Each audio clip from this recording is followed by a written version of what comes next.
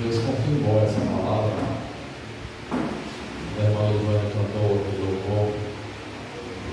O Davi diz que o Senhor nos leva ao deserto para falar de amor. Tinha um lugar melhor para levar. Ele nos leva para o deserto, no vale, para falar de amor. E essa passagem começa justamente falando isso. Depois disso, partiu Jesus para o outro lado do mar da Galileia, que é o Tiberíades. Esse fato aqui da multiplicação dos pães e dos peixes é o único milagre público que os 4 evangelhos relatam. Se olhar, tem Mateus capítulo 14, Marcos capítulo 6 e Lucas capítulo 9.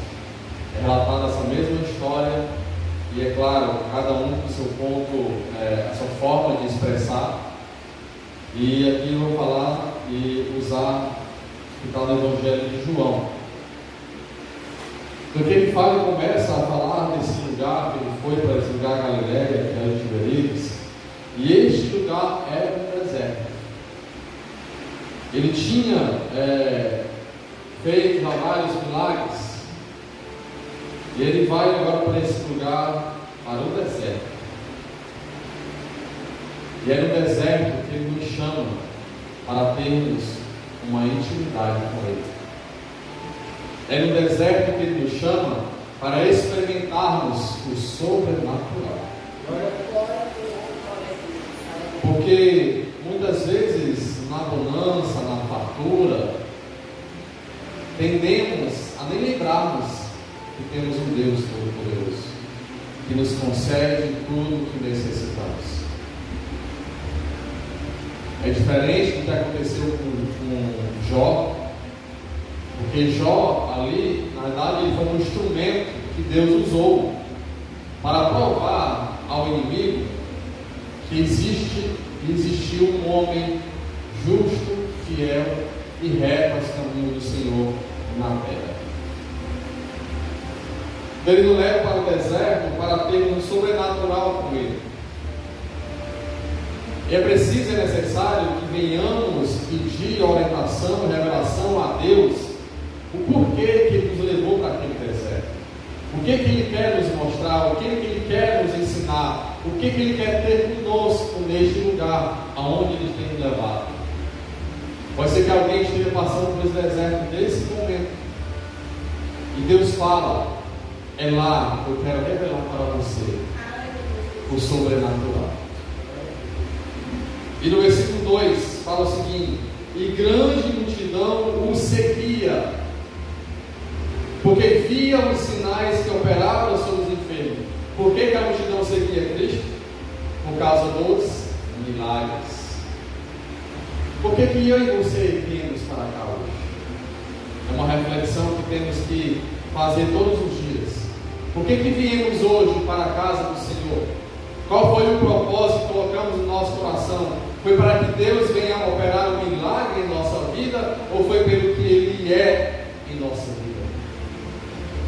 Porque essa multidão nos seguia por causa dos milagres que Ele estava operando. Ele já tinha curado o paralítico, Ele já tinha feito outros milagres.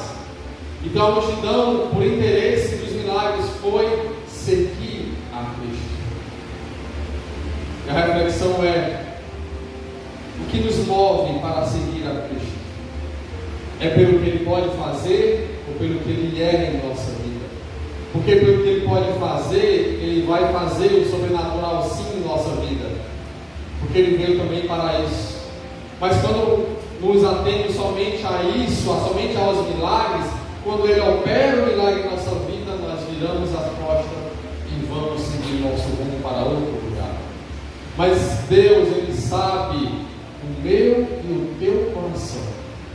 Ele sabe qual é o propósito da sua vinda para cá. Ele sabe o que te atém a estar seguindo os caminhos dele. Nós temos que buscar ao Senhor pelo que Ele é. Buscai o reino de Deus e a sua justiça, e as demais coisas nos serão quando nós buscamos o Senhor somente pelo que Ele pode fazer, é muito pouco.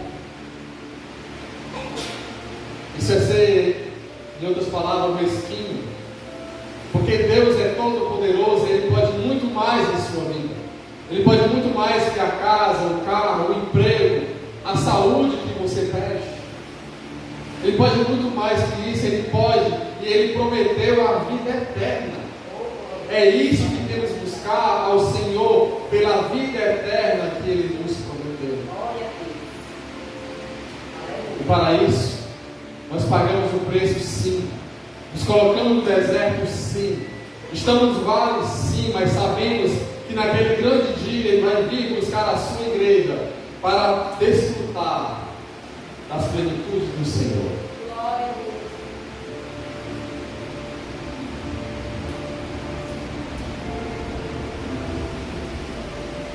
E é interessante, vamos ver mais na frente, que essa multidão não tinha nada a oferecer para Cristo.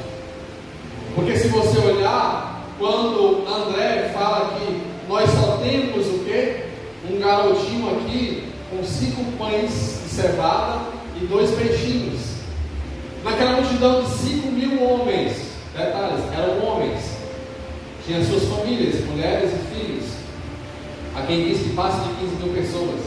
Daquelas pessoas todas, aquela multidão toda, só tinha um rapaz com 5 pães e 2 peixinhos. Os outros não tinham nada a oferecer para Cristo. E o que é que nós temos? Ou viemos aqui de mãos vazias e não viemos oferecer nada para o Senhor? Quando viemos à presença dEle, nós temos que vir para oferecer a Ele e não por interesse somente de receber. Quando viemos à presença de Cristo, nós viemos para oferecer nossa adoração e louvor a Ele, porque Ele é digno de toda a honra e toda a glória e louvor somente para Ele. O que temos que estar vazio é o nosso coração vazio, no sentido de querer receber a palavra para nos fortalecer, para nos alimentar, para combatermos as batalhas e as guerras que se levantam diante de nós. Não viemos nos apresentar diante do Senhor com mãos vazias. Temos que oferecer um culto, temos que oferecer uma vida de obediência e fidelidade a Ele. E o versículo 3: Jesus subiu ao monte e assentou-se ali com os seus discípulos. Ele saiu daquele vale, daquele deserto, e subiu ao monte, e os discípulos seguiram ele. E naquela época estava para acontecer a Páscoa. O que é Páscoa? Simboliza passagem. Quando nós olhamos lá onde foi titulado e começou a Páscoa, lá quando Moisés tirou aquele povo do Egito em direção a Canaã, ali foi a primeira Páscoa. E parece que Cristo aqui estava seguindo como se fosse um exemplo de Moisés, porque uma grande multidão seguia ele e seguia para algum lugar. E Moisés subia ao monte para falar com Deus. Cristo subiu ao monte e veio maná do céu, e Cristo ofereceu o pão da terra para essa multidão. Mas nós vamos olhar aqui nessa passagem, capítulo 6, aqui ele refere-se à Páscoa, no versículo 4, mas o que ele fala logo depois? Lá no versículo 22 em diante, ele fala do pão da vida, que é Cristo Jesus. Ele começa a se revelar como Ele o pão da vida, o pão que vai trazer a vida e a vida eterna, aquele que vai trazer a passagem verdadeira, aquele que nos levará a nova vida e vida eterna. A verdadeira Páscoa está em Cristo. A verdadeira vida eterna, somente através dele é que alcançaremos essa vida eterna. E no versículo 5,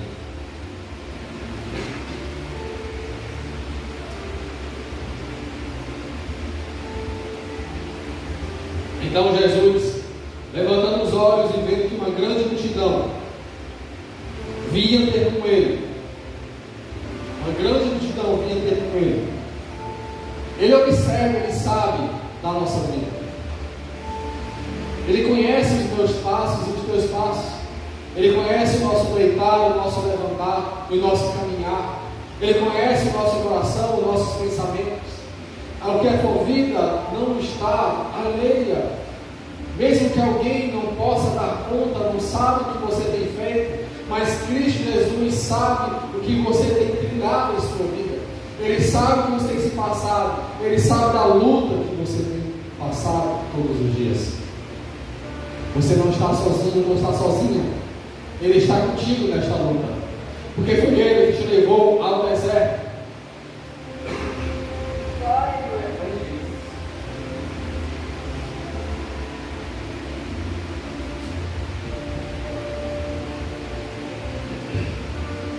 Falar um pouco mais baixo. Ele sabe da nossa luta. Ele nos levou para o deserto, mas Ele se responsabiliza. Você não vai passar pelo deserto, pelo vale, sozinho ou sozinha. Ele está contigo. E Ele fala para Filipe: onde compraremos pão para estes comerem? Lembra da passagem que quando Cristo estava no poço de Jacó, aquele poço lá, e onde ele se encontra com a samaritana, para onde ele mandou os discípulos? Vão para a cidade comprar pão. E aqui parece que ele estava colocando em teste a Filipe: aonde compraremos pão para estes comerem? Ele olhou para aquela multidão e viu que eles estavam no deserto, num lugar escasso, já ao final do dia, e a cidade mais próxima era um pouco distante. E ele pergunta para Filipe: aonde compraremos pão? Em algum momento da nossa vida, vozes se levantam em nossos pensamentos. Aonde iremos encontrar solução para este problema em minha vida? E às vezes colocamos nosso joelho no chão, no nosso quarto, em oração, levantamos a nossa voz, mesmo somente em pensamento, e sempre às vezes questionamos a Deus: mas Senhor, aonde eu vou encontrar uma saída para esta luta? Eu não sei aonde eu vou encontrar a solução para este problema. Eu não sei como resgatar aquele meu ente querido que não quer nada contigo, Senhor. Eu não sei aonde mais bater a porta para alcançar um emprego ou uma oportunidade para o ganha-pão. Eu não sei aonde buscar ajuda de médicos mais para curar esta enfermidade que tem assolado a minha casa. E vem perguntas e perguntas. Mas o Senhor aqui estava perguntando para Filipe, mas estava testando a fé dele. Porque Cristo, João que relata, ele sabia o que devia fazer. E Filipe aqui, olhando somente para o natural, o que ele responde? 200 dinheiros de pão lhes bastarão para que cada um deles coma um pouco. Olha que homem de pouca fé. Às vezes nós olhamos para a nossa luta e não lembramos ao Deus que nós servimos. E ficamos às vezes com pouca fé. Não acreditamos que Ele que nos levou para aquele lugar, para aquele deserto, para aquele vale, Ele é o Todo-Poderoso, Ele que provê todas as coisas que necessitamos para a nossa vida.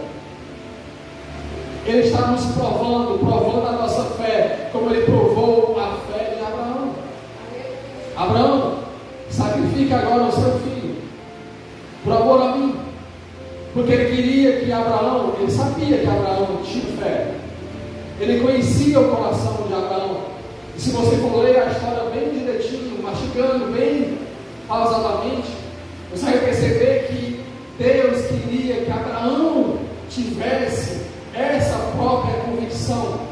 Porque ele estava se voltando somente para Isaac. O seu amor somente para Isaac. Tudo era Isaac. Isaac, Isaac. E Deus chegou para Abraão: Abraão, sacrifique a Isaac. Ele colocou a prova de fé em Abraão, para que Abraão viesse a perceber em seu coração que não poderia ter outro amor maior e em primeiro lugar do que não fosse Deus. E Deus muitas vezes nos coloca na prova para provar a nossa fé. E lembrarmos e termos a convicção de que Ele é Deus. Mas dizia isso para experimentar. E Filipe respondeu: 200 dinheiros de pão não lhes bastarão. E um dos seus discípulos, André, irmão de Simão Pedro, disse: está aqui um rapaz que tem 5 pães de cevada e 2 peixinhos. Mas que é isso para tantos? Outro nome de pouca fé, que não reconheceu quem estava diante dele. Temos que ter fé para saber e entender que aquele que nos colocou, Ele vai prover uma solução para a nossa vida, para esse problema que estamos passando, para essa luta que estamos passando. E o que temos para oferecer para Ele? Cristo, Ele precisa do seu dinheiro? Não precisa. Ele precisa do teu carro, da tua casa? Não precisa. Ele precisa da tua roupa mais bonita e mais charmosa? Não, ele não precisa. Ele precisa da gravata para a sua palavra ser clara? Não, ele não precisa. Mas o que temos a oferecer, o que Ele quer de nós verdadeiramente, é o nosso coração voltado para Ele em espírito e em verdade. É isso que Ele quer de nós. Das mais coisas são apenas formalidades que nós humanos, seres humanos, colocamos para nós mesmos. O que temos a oferecer é a nossa vida, porque Ele nos deu a vida. É o mínimo que podemos oferecer, é dar de volta aquilo que é dele. Cristo, quando morreu na cruz do Calvário, onde Judas o traiu por 30 moedas, quando Judas foi entregar de volta, porque ele estava com remorso pelo que ele fez e não arrependido, aqueles homens não receberam aquela moeda porque essas moedas estão sujas de sangue. Cristo pagou o preço, e a preço de sangue, pela minha e pela tua vida. A minha e a tua vida há um dono. Nós fomos comprados por Ele a preço de sangue. Então temos que entregar para Ele a nossa vida. É isso que Ele quer de nós, com fé, com fidelidade e com obediência.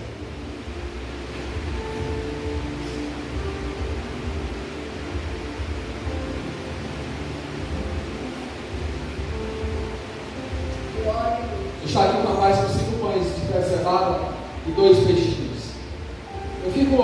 Toda vez que eu vejo essa passagem, eu fico analisando esse rapaz. Quem é esse rapaz? Não sabemos de certo de onde ele vinha, para onde ele ia. Há quem diz que ele foi para conhecer Jesus. Mas interessante que ele estava com esses 5 pães e esses 2 peixinhos. Parece que ele ia fazer uma viagem breve. Parece que ele ia para um lugar onde ele passava um certo tempo, precisava de alimento. Mas o mais importante nós observarmos é que ele estava naquele lugar. Você está no lugar certo. É na presença do Senhor. É na presença do Senhor onde Ele pega o que menos temos. Pode ser pouco, mas esse pouco que temos, Ele multiplica e faz grandes coisas. Quando estamos na posição, no lugar certo, que é diante da presença do Senhor, grandes coisas Ele realiza através de nossa vida. E se você observar, 5 pães de quê? De cevada. E 2 o quê? Peixinhos. Não é à toa que João relata isso aqui. 5 pães de cevada é porque existia o pão de trigo. O pão de cevada era algo que só quem era assim, da classe social mais baixa é que usava. E 2 peixinhos também. Peixe era uma coisa, peixinho era aquele peixe que o pessoal mais pobre usava, que tinha acesso, porque os peixes classe menor não tinha condição. Então, certamente, esse rapaz era alguém humilde, simples. Mas olha um detalhe mais interessante: que daquilo que muitos desprezam, não dão valor, foi disso que Jesus fez o grande milagre. Isso que você tem na sua mão, que muitas pessoas não colocam valor, que desprezam, é disso que Cristo quer que você coloque à disposição dele, para que ele opere um grande milagre em sua vida, através da sua vida. Ah, mas eu tenho tão pouco, eu não sei falar, eu não sei pregar, eu não sei falar. Mas Cristo quer a sua vida. Ele quer o pouco que você tem para que ele venha operar grandes coisas. Ele levanta o fraco para combater o forte. Ele usa aquele que dizem que é tolo para confundir os sábios. Ele quer te usar da forma como você é, com o que você tem. Em um culto de doutrina eu falei que muitas vezes Deus quer justamente usar naquilo que menos temos, porque a glória e a honra é para Ele, não para nós. Porque se Ele usar por aquilo que temos de melhor, que honra Ele teria?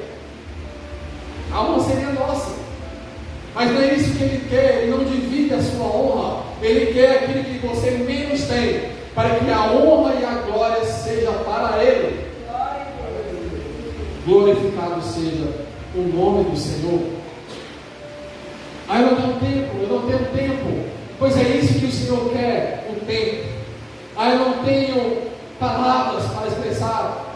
Pois é assim que Deus vai te usar, para que a glória e a honra seja dele, e para que grandes coisas se realizem através da nossa vida, não para a nossa honra, mas para a honra e glória do Senhor. E disse Jesus, versículo 10: mandai assentar os homens. E havia muita relva naquele lugar. O que é relva? Grama. Ora, mas não falei no início que era deserto?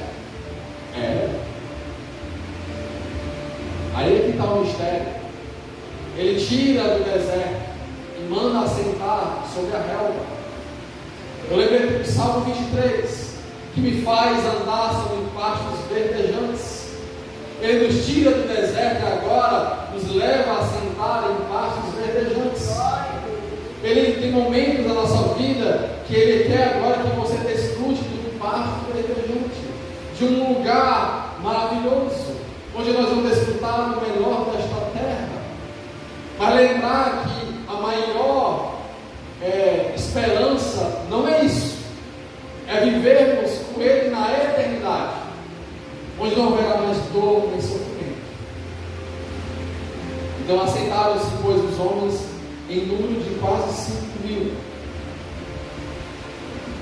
Eu acho que aqui não fala, mas na outra passagem ele pede para separar em grupos de 50.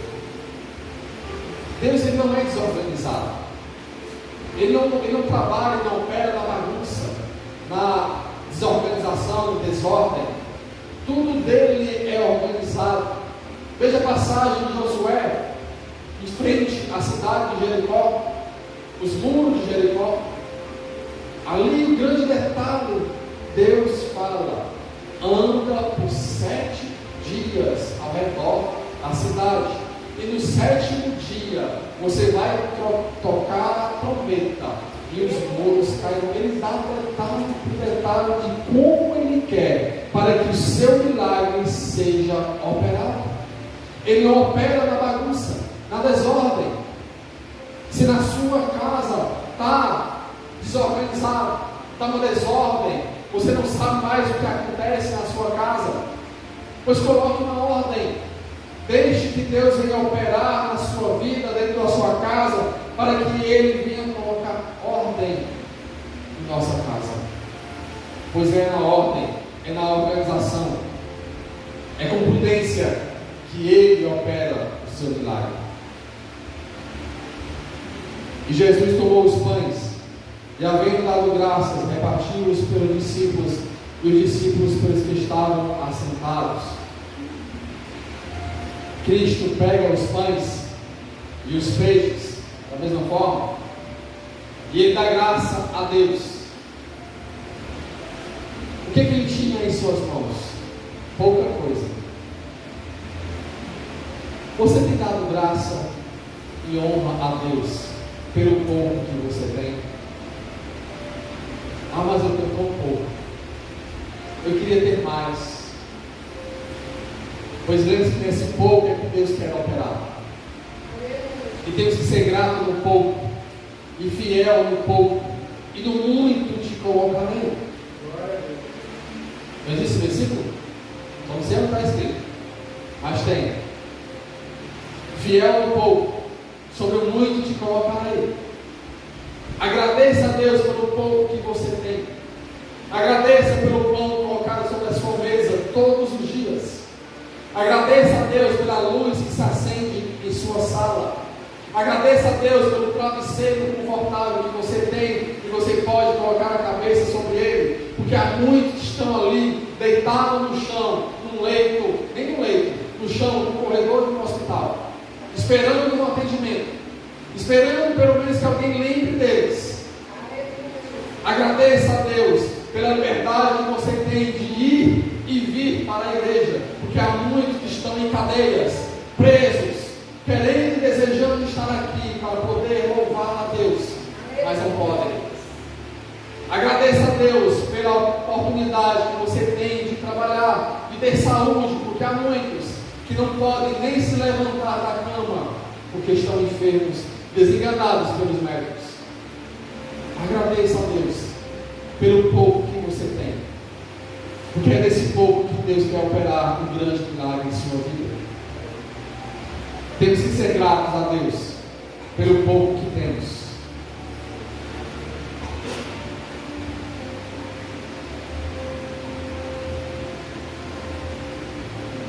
Às vezes queremos encontrar motivos grandes, para agradecer a Deus, mas o coração que bate dentro de nós é porque Deus tem graça e misericórdia de nossa vida. O pão que temos, a roupa que vestimos, e olhamos para esse mundo lá fora, de quantos e quantos não tem mínimo dessa oportunidade. E nós temos tanto em nossa vida, mas não agradecemos. Temos que ser gratos a Ele pelo pouco que temos. Jesus tomou os pães, havendo dado graça ao pouco que estava em suas mãos, repartiu-os pelos discípulos. O pouco que temos, o pouco que tinha, Ele ainda repartiu com os discípulos. Eu confesso que também é falha minha, porque nem a cesta está mais aqui, A cesta que colocávamos o alimento. Há tempos que eu não vejo mais alimento colocado sobre essa cesta. Temos que colocar de volta aquilo que o Senhor nos ensinou. Isso parte primeiramente também de mim, é claro. Mas o Senhor, Ele repartiu pelos discípulos, e os discípulos pelos que estavam assentados. Perceba um detalhe aqui: os discípulos não colocaram a mão no pão e nem no peixe. Eles receberam o cesto das mãos de Cristo e levaram direto para as pessoas. Eles não colocaram a mão no pão, porque nós somos o que? Diante do Senhor, para este mundo lá fora, mordomos. Nós não acrescentamos nada daquilo que o Senhor faz através de nossa vida. Nós somos apenas instrumento para cuidar da sua obra. Nós somos instrumento para que Ele venha nos usar, para que grandes coisas se realizem através de nossa vida, mas para a honra e glória dEle. Os discípulos não colocaram a mão no pão, porque a honra e glória é de Cristo Jesus. Ele quer usar a mim e a você para que grandes coisas se realizem dentro da minha e da sua casa, para que vidas venham ser restauradas, para que vidas venham ser reconstruídas, porque estão perdidas dentro de casa ou no mundo afora. Nós somos mordomos na obra do Senhor, e Ele colocou em nossas mãos uma grande obra para ser cuidada.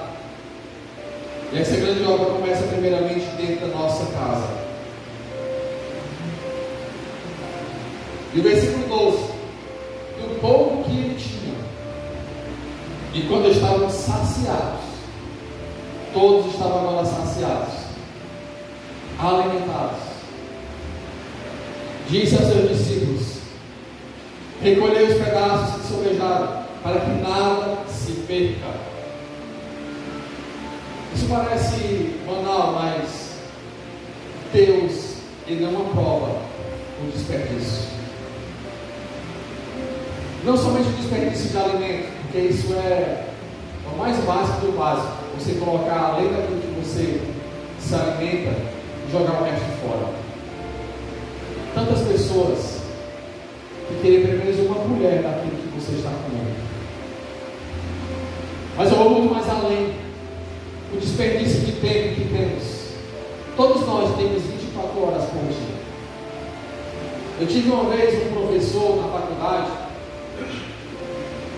que olhava para a vida dele e ele contava algumas coisas que ele fazia.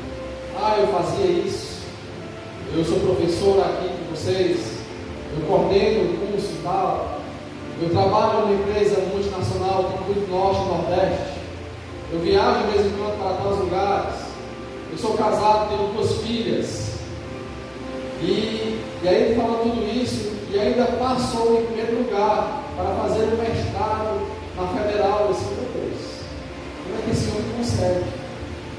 Mas se ele consegue, isso quer dizer que também eu consigo. Se muitas pessoas conseguem, com 24 horas que tem, a fazer grandes coisas, por que nós não podemos ser diferentes? Não podemos ser diferentes. Nós temos o mesmo tempo. O que acontece é que nós não aproveitamos e desperdiçamos o nosso tempo com outras coisas que não agregam a vida espiritual diante de Deus.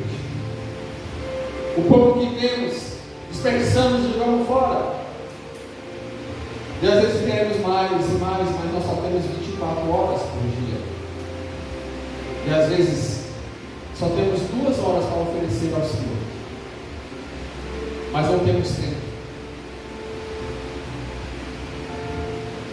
Deus, Ele não se agrada com o desperdício de tempo, de talento que nós temos, de dons que Ele colocou na mão de cada um de nós. Lembra da parábola dos 10 talentos? Os talentos que tinham, né? Cada um recebeu.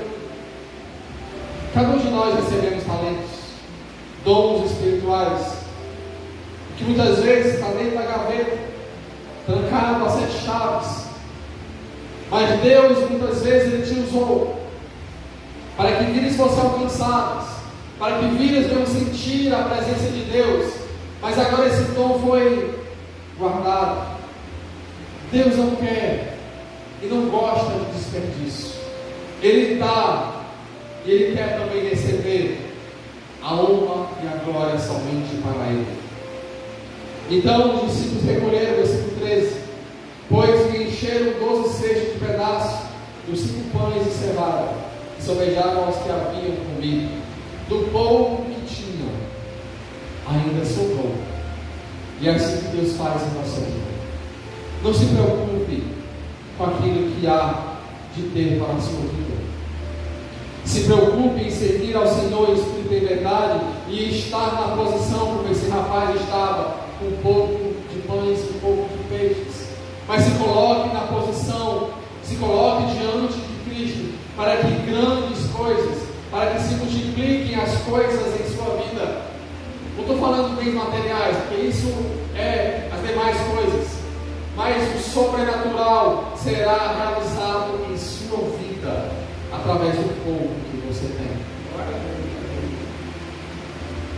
Do versículo 14: vendo, pois, aqueles homens o milagre que Jesus tinha feito, diziam: este é verdadeiramente o profeta que devia vir ao mundo.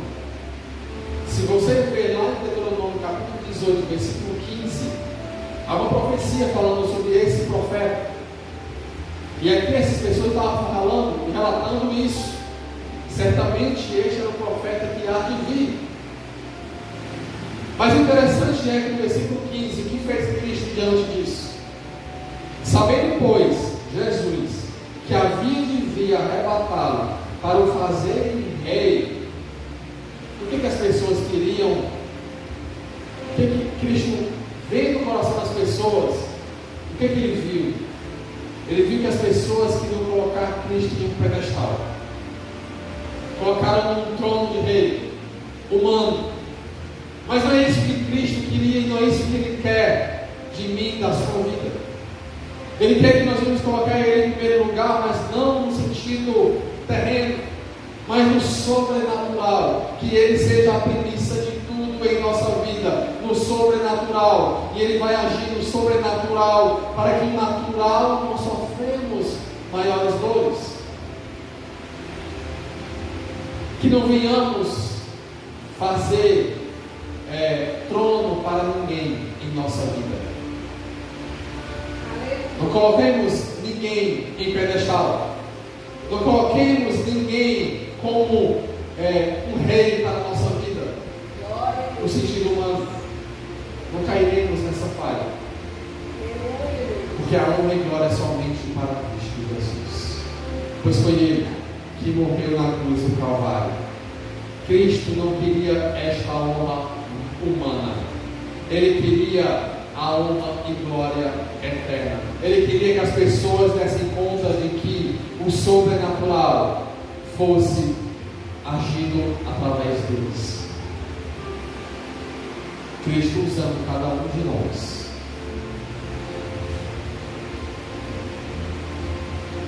Então, para encerrarmos, o que aprendemos é que devemos estar na posição correta, no lugar certo, que é diante da presença de Deus. Mesmo com pouco, mesmo que parece que não temos nada para oferecer, mas venha com aquilo que você tem, que é a sua vida, e apresente diante do Senhor.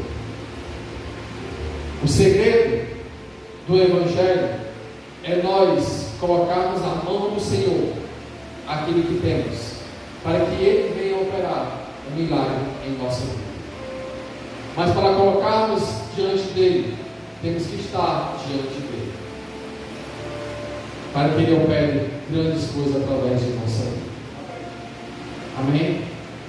Fiquemos